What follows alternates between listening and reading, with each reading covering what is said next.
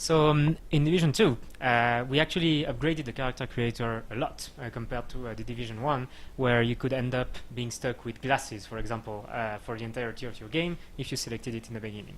What we did this time around is to make sure that you had a wide variety of functionalities that you could change in your face, in your body type, etc. And also, similarly, in the clothing, the apparel that your character can wear, you can select a few from the get-go, but you can also earn more as you play through in the gameplay.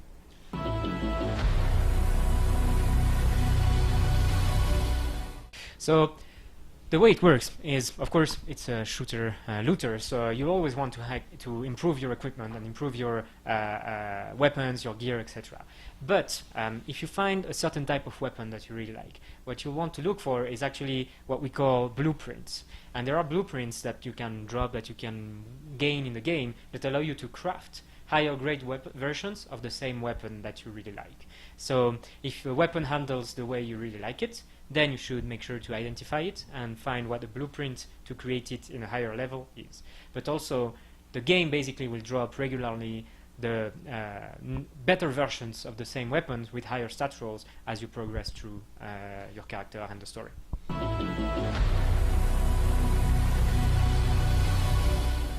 So the dark zone is interesting because it's especially in the Division 2, now that we have 3 dark zones, where before we only had 1. And it's a zone where you actually have a mix of player versus player, but also versus environment. And what we did is actually make sure that all the type of players that enter the dark zone, sometimes they just want to play against other players, sometimes they want to play only against the environment. And we made sure to balance everything out so that everyone could actually enjoy their own experience. Typically, for example, revamping the rogue system. As you know, the rogue system is when you actually start attacking other players, you turn rogue and you can steal their loot. Well, today, you can also gain similar rewards, but without attacking other players, only engaging in stealing crates or that kind of things.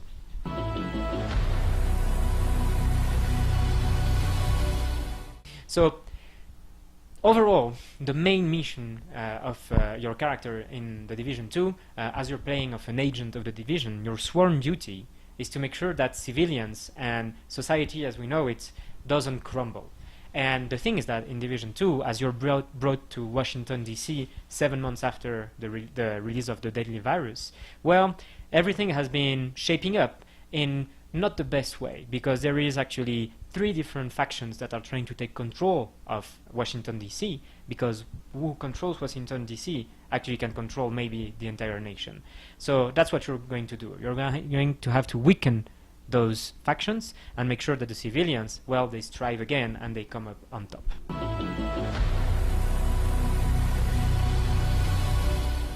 Hi to everyone at TribuGamers.com. I hope that you guys will enjoy the game and see you soon in Washington, D.C. As we take back the city.